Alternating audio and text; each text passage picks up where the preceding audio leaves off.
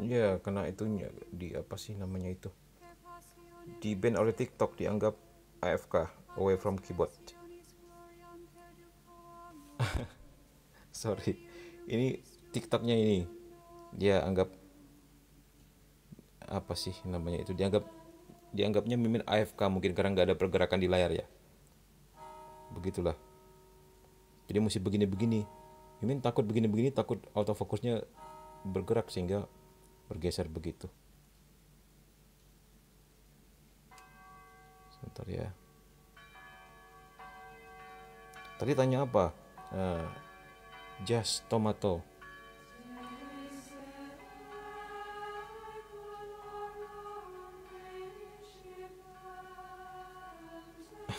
Sorry. Mesti begini-beginilah.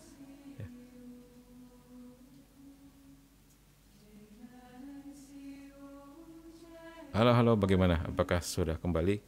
Sudah kembali normal?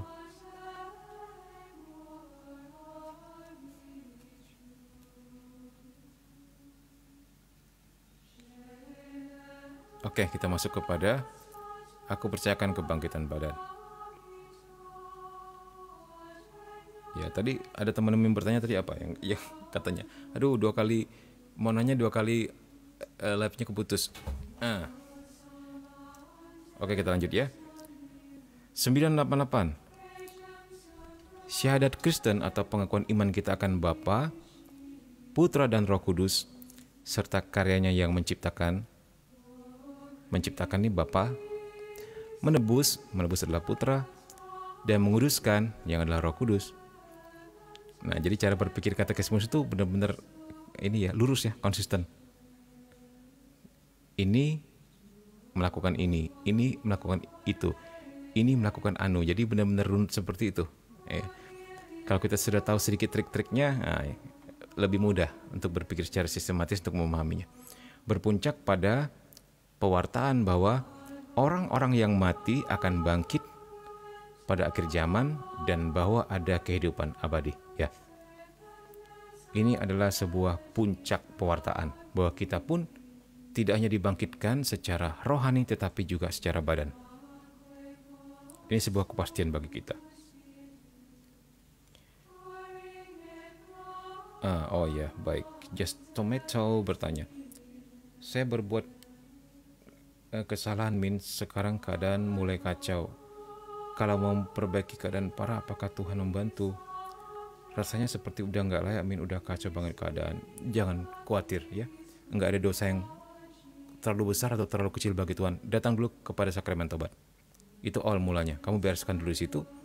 Setelah itu berdoa kepada Tuhan untuk solusinya. Ya, kamu boleh curhat kepada pastornya. Jadikan dia pembimbing rohanimu. Ya. Yang penting kamu mau datang. Pengampunan Tuhan, belas kasih Tuhan selalu tersedia untuk kita. Walaupun dosamu merah seperti kirmisi, dikatakan di Yesaya ya, akan menjadi putih seperti salju.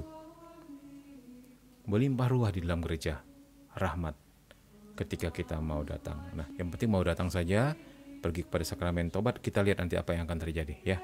Tidak ada kata terlambat bagi Tuhan, kecuali kalau kita sudah mati. Ya.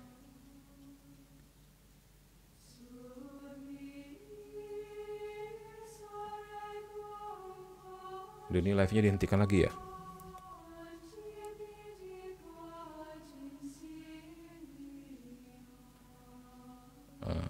Tadi sempat stop lagi ya tadi ya. Atau Mimin aja yang keluar. Ini musik goyang-goyang lah mau tak mau ini. Oke. Kita percaya dan dengan pasti dan berharap dengan penuh kepercayaan seperti Kristus yang telah bangkit dengan sesungguhnya dari antara orang mati dan hidup selama-lamanya. Demikianlah orang-orang benar sesudah kematiannya akan hidup untuk selama-lamanya bersama Kristus yang telah bangkit kembali. dan Ia akan membangkitkan mereka pada akhir zaman. Seperti kebangkitannya, demikian pula kebangkitan kita adalah karya Tritunggal Maha Kudus. Nah, jadi kebangkitan Kristus sebenarnya memberi contoh kepada kita. Dia bangkit dengan jiwa dan raganya. Kita pun kelak akan seperti itu. Akan dibangkitkan dengan jiwa dan raga, ya. Demikianlah orang-orang benar. Nah, nanti kita akan lihat apa sih syaratnya, gitu dia, supaya bisa bangkit seperti Kristus dengan jiwa dan raga.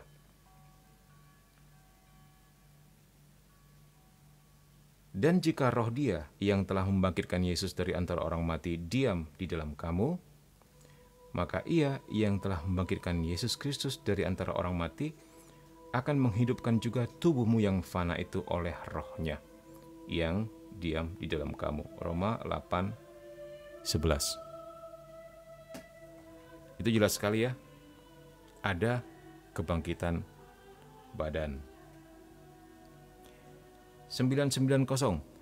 Ungkapan dalam tanda petik daging berarti manusia dalam kelemahannya dan keadaannya yang fana, ya. Dalam tanda petik kebangkitan daging, ya. Sebagaimana bunyi rumusan secara harfiah dalam pengakuan iman apostolik. Nah, dikatakan apa? Kebangkitan badan, gitu ya, kalau dalam terjemahan Indonesia, ya. Aku percayakan pengampunan dosa, kebangkitan badan, dan kehidupan kekal. Amin. Gitu kan. Dengan demikian berarti bahwa sesudah kematian, tidak hanya jiwa kita yang hidup terus, tetapi bahwa tubuh kita yang fana ini juga akan hidup kembali. Ya, itu dia. Akan hidup kembali tubuh kita yang fana. Nah, Roma 8:11. Semangat mau sama-sama panggil Min aja, semangat Min gitu. 991. Iman akan kebangkitan orang-orang mati sejak awal merupakan satu bagian hakiki dari iman Kristen. Nah, kalau kita melihat sebentar, ya. Ini kenapa jadi hijau? Salah pencet nih. Enhance effect.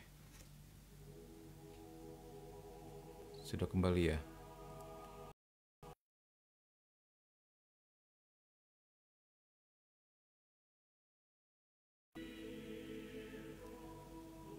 Ya.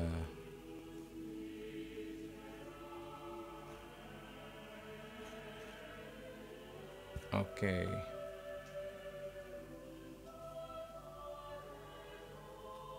Jangan lupa doain kami, Min. Ya, pasti. Ya, kita sama-sama doa, ya. Mimin doakan Dinda dan teman-teman. Kalian juga doakan Mimin, ya. Selama kita masih hidup di dunia, tidak ada yang 100% aman. Ya.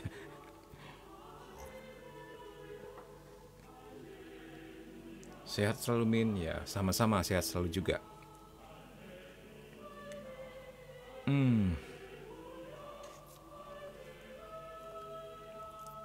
Oke, sampai di mana tadi, ya?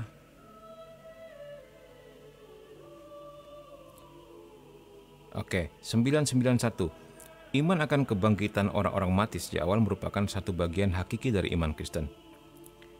Kebangkitan orang-orang mati adalah harapan orang Kristen. Dalam iman akan kebangkitan itu kami hidup, kata Tertullianus. Nah, kita mau melihat apa yang dikatakan 1 Korintus. Bagaimana mungkin ada di antara kamu yang mengatakan bahwa tidak ada kebangkitan orang mati? Kalau tidak ada kebangkitan orang mati, maka Kristus juga tidak dibangkitkan. Nah, buktinya dan faktanya Kristus bangkit, ya. Itu sebenarnya memberi kepastian bagi kita. Dia bangkit dengan jiwa dan raganya.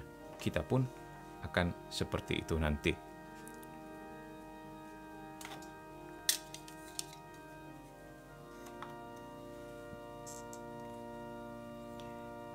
Tetapi andai kata Kristus tidak dibangkitkan, maka sia-sialah pemberitaan kami dan sia-sialah juga kepercayaan kamu.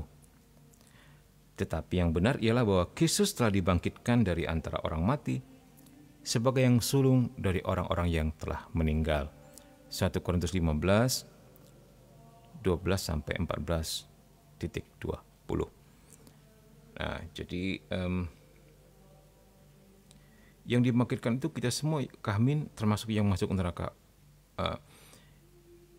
Yang dibangkitkan semua, benar, yang termasuk masuk neraka juga. Tetapi mereka mengambil tubuh mereka untuk kemudian disiksa kembali. Dan itu tentu lebih menyakitkan lagi. Ya, tapi itu salah satu tafsiran saja. Ya, salah satu penafsiran. Tetapi yang pasti adalah kita ya akan dibangkitkan dengan jiwa dan raganya. Begitu. Tentang yang masuk neraka apakah mengambil badannya kembali, itu beberapa penafsiran, ada yang mengatakan iya, ada yang mengatakan tidak. Ya. Begitu.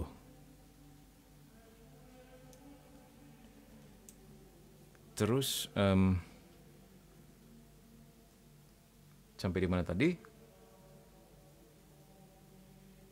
Kebangkitan Kristus dan kebangkitan kita.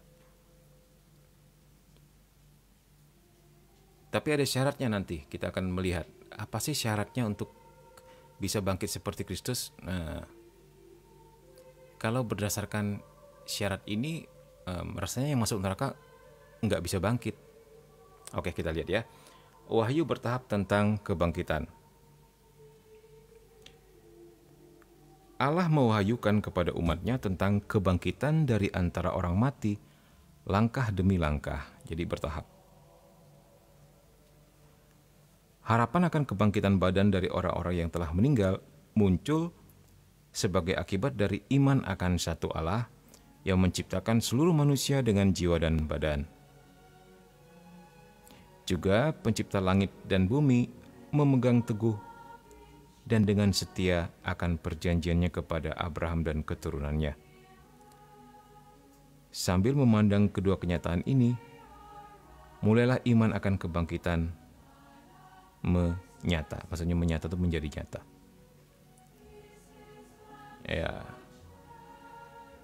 Ya karena secara logika saja jiwa dan badan itu diciptakan Allah, ya.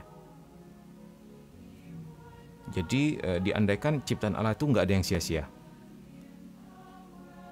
Semuanya akan ditebus dan dipulihkan dengan syarat tertentu. Nanti kita akan lihat. 2 Makabe 7:14. Dalam mati syahidnya, orang Makabe mengatakan, Raja alam semesta membangkitkan kami untuk kehidupan kekal, karena kami mati demi hukum-hukumnya. 2 Makabe 7:9. Sungguh baiklah berpulang oleh tangan manusia dengan harapan yang dianugerahkan Allah sendiri bahwa kami akan dibangkitkan kembali olehnya. Nah, jadi memang dalam perjanjian lama pun sudah ada pengertian tentang ini ya, tentang kebangkitan. Jadi diwahyukan secara bertahap mulai dari perjanjian lama, begitu maksudnya. 993. Nah, kita lihat perbedaan antara orang Farisi dan orang Saduki. Para Farisi dan banyak orang sejaman Yesus mempunyai harapan akan kebangkitan. Yesus ajarkan itu dengan sangat tegas. Kepada orang Saduki yang menolaknya, nah ini orang Saduki nggak percaya akan kebangkitan. Jadi mereka percaya itu yang kembali ke surga itu hanya jiwa atau spiritual saja. Jadi orang Yahudi itu ada orang Farisi, ada orang Saduki, ada kaum Eseni yang pertapa itu, ada lagi kaum Zealot. Jadi ada beberapa aliran ya. Sama seperti orang Yahudi sekarang. Ada Yahudi yang konservatif, ada Yahudi yang moderat, begitulah. Nah, dulu waktu Min berkesempatan ke Holy Land, ketemu juga sama orang-orang Yahudi yang moderat ini. Jadi orang-orang Yahudi yang moderat ini, mereka hanya pakai pakaian hitam putih. Juga enggak mau terlibat urusan negara. Kerjanya cuma doa aja. Terus jambangnya dipanjangin. Jadi jambang yang di samping. Enggak orang tua anak kecil juga. Ya, jadi panjang tuh jambangnya di samping itu, bergulung-gulung gitu. Nah, cuman nggak tahu tuh aliran apa. Apakah Sadiki, Farisi atau Selot atau Eseni? Eseni nggak mungkin ya, karena Eseni pasti pertapa. Nggak tahu apakah masih ada ya orang-orang seperti ini atau punya aliran baru, kita nggak pernah tahu. Karena kan orang Yahudi yang masuk ke Israel sekarang udah beda dengan yang zaman dulu ya. Sudah kawin campur dengan orang Eropa dan sebagainya. Jadi siapa tahu alirannya juga aliran baru gitu. Kepada orang Saduki yang menolaknya, Yesus menjawab, "Kamu sesat justru karena kamu tidak mengerti kitab suci maupun kuasa Allah." Markus 12:24. Iman akan kebangkitan orang-orang yang telah meninggal berdasar atas iman bahwa Tuhan bukanlah Allah orang yang mati, melainkan Allah orang hidup. Markus 12:27. Jadi jelas sekali ya. Lebih jelas lagi di poin ini 994, kita mau lihat. Yesus menghubungkan iman akan kebangkitan itu dengan pribadinya. Akulah kebangkitan dan hidup. Yohanes 11:25. Barang siapa percaya padaku, ia tidak akan mati, melainkan hidup kekal atau hidup abadi. Ingat itu ya, Yohanes 11:25. Nah, pada hari kiamat, Yesus sendiri akan membangkitkan mereka yang percaya kepadanya, yang telah makan tubuhnya. Nah, ini dia. Yang dibangkitkan adalah mereka yang percaya kepadanya dan yang telah makan tubuh dan minum darahnya. Ini syaratnya. Percaya saja nggak cukup, kamu harus makan tubuh dan darahnya. Ya. Buku apa nih kakak? Ini bukunya, Katekismus Gereja Katolik. Nah, sesuai stiker di atas. Syaratnya apa? Syaratnya percaya dan makan tubuh dan darahnya. Yuk kita lihat yuk di Yohanes 6:54. Yohanes 6:54.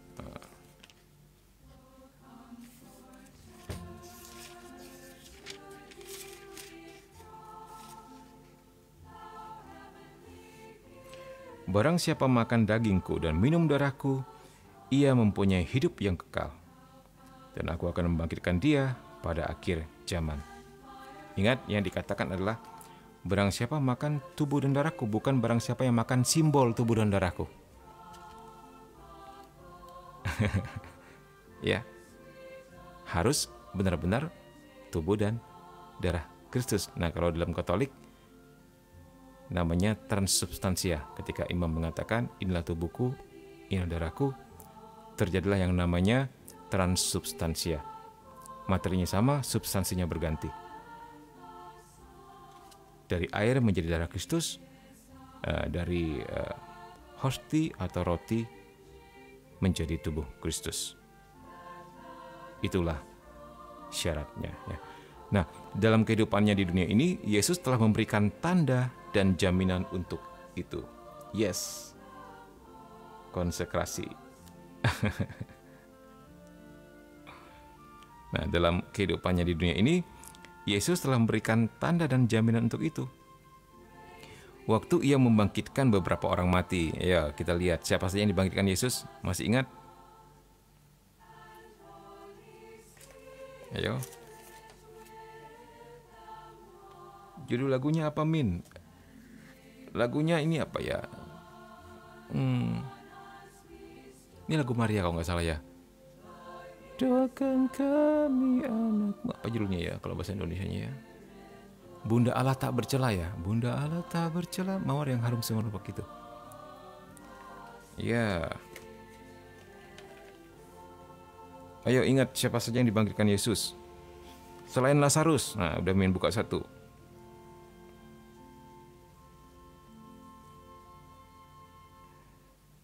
Markus 5:21-42.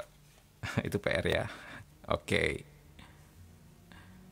Ingat, yang dia bangkitkan manusia itu tubuh dan jiwanya ya, bukan hanya jiwanya saja.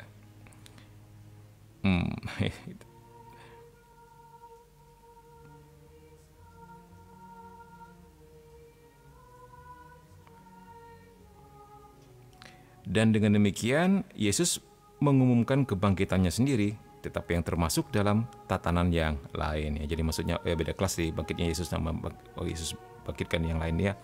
Karena mereka dibangkitkan Yesus, sementara Yesus membangkitkan dirinya sendiri. Itu hal yang berbeda. Dengan kuasanya sendiri. Dia dengan kuasanya sendiri menyerahkan nyawanya tetapi juga mengambilnya kembali. Kejadian yang sangat khusus ini ia bicarakan sebagai tanda Nabi Yunus di Matius 12:39. Tanda kenisah, di mana di Yohanes 2. Ya. Ia mengumumkan bahwa ia akan dibunuh, tetapi ia akan bangkit lagi pada hari ketiga. Nah ini ya. Oke, thank you, sama-sama.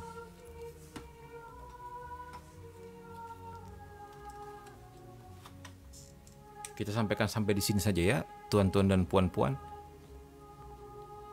Oke, baik.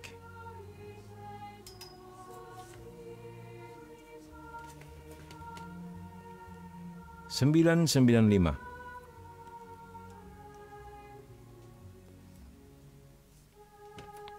Ketutup stiker. Saksi Kristus berarti saksi kebangkitannya. Jadi ada saksinya bahwa Kristus ini telah bangkit. Ceguan. Bahwa dia telah mati dan telah bangkit itu ada saksinya. Ya, bukan apa kata orang. Ini bukan sekedar tulisan orang-orang Kristen saja, tetapi juga Flavius Josephus menulisnya. Beberapa sejarawan, ilmuwan Yunani juga menulisnya. Ya. Jadi info yang kita dapat makin banyak sumbernya, makin valid. Terus orang-orang tersebut makan dan minum bersama dengan dia setelah kebangkitannya dari antara orang mati. Kita bisa lihat di Kisah Para Rasul 10:41. Ya. 40 hari dia masih berjalan-jalan di bumi. Ketemu orang sana, ketemu orang sini. Padahal jelas-jelas sebelumnya orang telah melihat dia meninggal, disalib. Artinya saksinya banyak sekali. Sebenarnya hanya untuk mengatakan kebangkitannya tidak terbantahkan kisanak. Ya. Satu-satunya orang, satu-satunya nabi yang telah meninggal bangkit kembali. Dia yang punya kuasa untuk menyerahkan nyawanya, juga mengambil kembali nyawanya, bahkan membangkitkan dirinya sendiri. Hanya Yesus Kristus. Amin. Ya. Harapan akan kebangkitan Kristen diwarnai seluruhnya oleh pertemuan-pertemuan dengan Kristus yang telah bangkit. Nah ini dia, kita akan bangkit seperti dia, bersama dia dan oleh dia. Karena Kristus telah bangkit, maka iman kita menjadi tidak sia-sia. Kita percaya kebangkitannya adalah jaminan bagi kita, bahwa kita pun suatu hari akan bangkit bersama tubuh dan jiwa kita seperti Kristus. Amin ya, kita semua. Ingat syaratnya apa? Percaya, dibaptis, makan tubuh dan darahnya.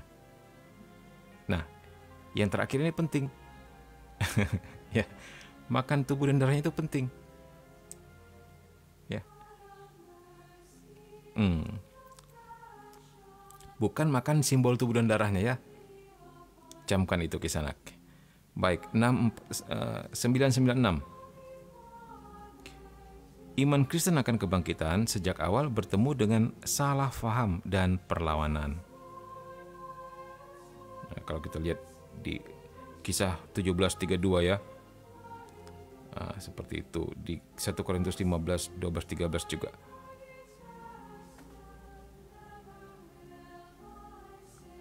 Coba kita lihat sih maksudnya bagaimana itu perlawanannya. Kisah Para Rasul 17:32.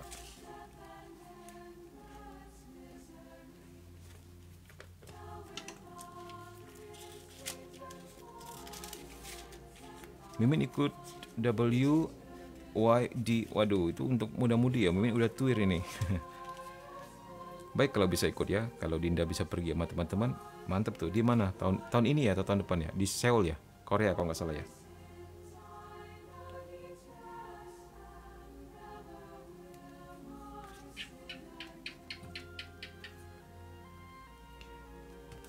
Ini harus jalan terus nih. Bahaya kalau nggak jalan. Nanti kena ban TikTok. Gini. Makan dan minum sama dengan menghadiri undangan pesta Ekaristi. Yes, benar sekali. Mantap sekali Maria Imelda Reni Suseksi ini. Ya. Dari paroki mana, Mbak Maria? Versi kedua. Ketika mereka mendengar tentang kebangkitan orang mati, maka ada yang mengejek dan yang lain berkata, lain kali saja kami mendengar engkau berbicara tentang hal itu. Jadi hal seperti inilah jadi menimbulkan pertentangan ya. Salve juga. Dikatakan di sini tidak ada satu topik pun dalam iman Kristen yang mengalami lebih banyak perlawanan daripada yang berhubungan dengan kebangkitan daging atau kebangkitan badan. Ini tulisan Santo Agustinus ya.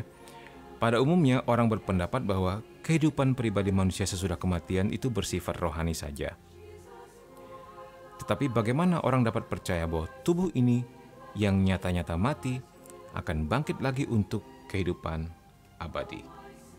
Haha, katanya Paroki Ignatius Katan dan Klaten Utara Jawa Tengah. Mantap. Salam ya untuk orang-orang satu parokimu ya. Semuanya disalamin ya. Oke. Kita tahu bahwa Yesus Kristus adalah Tuhan dan Juru Selamat kita. Dan dia telah bangkit dengan tubuh dan badannya.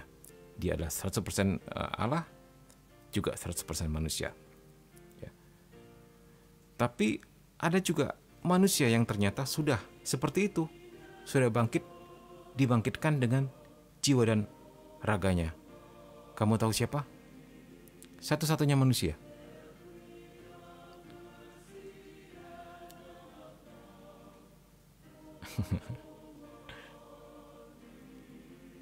Ayo.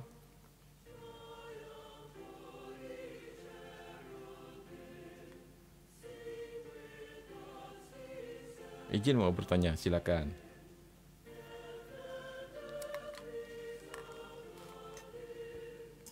Bunda Maria, kata Dinda. Yes, that's right. Yesus benar, tapi dia kan 100% manusia, 100% Allah. Ya, jadi apa sih?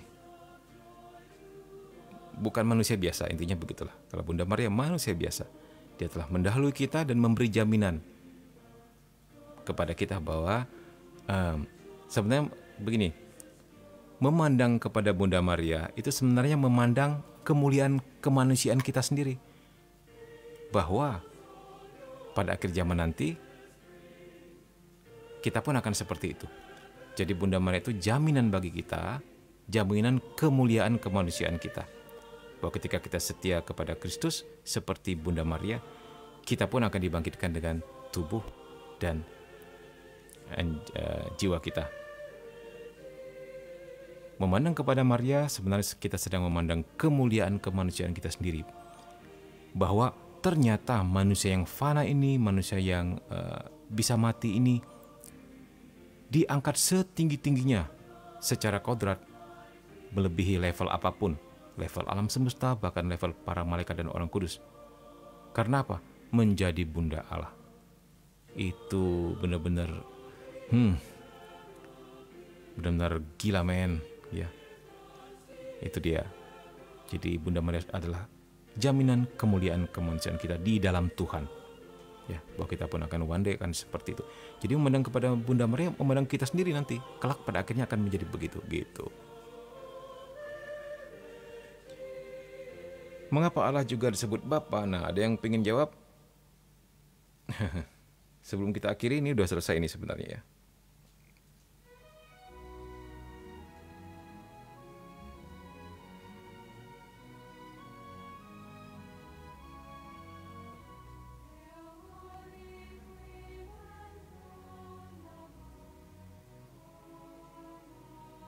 Oke, Allah disebut Bapa karena dia adalah asal mula segala sesuatu. Kita menerima apapun dari situ, baik alam semesta maupun keberadaan diri kita. Karena kita mau mengakrabkan diri dengan pencipta kita, maka kita mengatakan dia Bapa. Ditegaskan lagi ketika dia mengutus putra tunggalnya ya, Yesus Kristus. Nah, ketika Yesus memanggil dia Bapa, maka kita pun mengikut Kristus memanggil dia Bapa. Jadi sementara di Perjanjian Lama Allah dipanggil dengan berbagai macam nama ya. Oke, baik. Ya, Terdinda menjawab, Bapa ialah Dia yang menciptakan alam. Yesus disebut penyelamat, Allah yang menyelamatkan. Ya. Terus Indrawan Chandra mengatakan, sebelum Kristus Yesus hadir, hubungan antara manusia sama Tuhan maksudnya, itu seperti Tuhan dan hamba. Nah, ketika Yesus Kristus diperkenalkan dan turun ke dunia ini, pada kita hubungannya menjadi bapa dan anak. Benar sekali. Ya, kita bukan lagi budak, kita bukan lagi hamba, tapi kita adalah anak. Nah, sementara Dinda bercerita tentang peran masing-masing. Bapa adalah pencipta alam semesta, Yesus penyelamat, Roh Kudus adalah penolong. Ya. Hanya untuk menceritakan dan menegaskan perannya masing-masing. Mereka adalah satu Allah dengan 3 pribadi. Oke teman-teman semua, terima kasih atas kehadirannya, terima kasih atas komennya, atas like-nya, dan juga beberapa yang memberi gift-gift, puji Tuhan ya. Sekarang kita sudahkan tuan-tuan dan puan-puan. Selamat beristirahat malam ini. Jangan lupa kita bertemu lagi malam Jumat dan Minggu malam pada jam yang sama di TikTok ini ya. Oke. Kita mau tutup dengan doa. Makasih Min, sama-sama ya. God bless you. Kita doa dulu. Dalam nama Bapa dan Putra dan Roh Kudus. Amin. Ya Bapa Surgawi, terima kasih untuk undanganmu untuk hadir pada live pada malam hari ini, atas pengetahuan-pengetahuan baru yang Engkau berikan kepada kami. Semoga sungguh-sungguh menjadi sebuah pengetahuan dan pengenalan yang lebih baik lagi terhadap Engkau, terhadap rencanamu dalam hidup kami. Ampuni segala dosa-dosa kami, pulihkan dan senantiasa dampingi kami dalam setiap pergumulan hidup kami. Kami percaya Engkau yang adalah Bapa kami, adalah jaminan bagi kemuliaan kemanusiaan kami.